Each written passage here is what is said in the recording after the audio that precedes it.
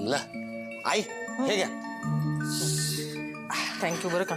म्हणजे अगं कामाला बी लागली सोय ग. हो आई, लोक काय लग्न करायचं थांबतात का? ते बी खरंच आहे ग. साड्या आलेत फॉल बिडिंगला, ब्लाऊज आहेत, म्हटलं करून घेऊया, तेवढे 4 पैसे मिळतील ना. अरे वा. चंदन एवढं मन लावून काय वाचायला लागलंय पेपरात? हा कुठला नवीन पिक्चर कुठे लागलाय ते बघतो. पिक्चर. चला चला, काम होत राहतील. आधी खाऊन घ्या. छान नाश्ता केलाय. अगं आई हे ठेव साईडला. बायाजी, चंदनराव घ्या. धनराव वंदे नाही म्हणजे माझी झोप उडते, मला झोप लागत नाही खरंय ग. पण सपान पाडायचं काय थांबत नाही बाई. आई, आजी आता असे स्वप्न रोज पडणार तुम्हाला. हा आता पोहे खा आणि खाऊन सांगा कसे झालेत. पण दिव्या तू स्वतः केलेस पोहे?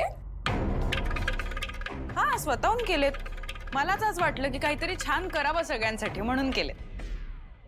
दिव्या तू अशीच कामं करत राहा, मग मी पण बघते कोण तुझं कौतुक करत नाही ते. हे ग डुचके. हे असं कौतुक नाही नाही, कर कर, मला छान वाटतं. पण मला एक सांग दिव्या, आज नेमकं झालंय काय? नाही काही नाही, मला जाणवलंय माझ्या काही चुका झाल्यात आणि ते सुधारायची तयारी दाखवतीये बस. संसारातल्या चुका कळायला लागल्या ना का संसार कसा सुखाचा होतोय.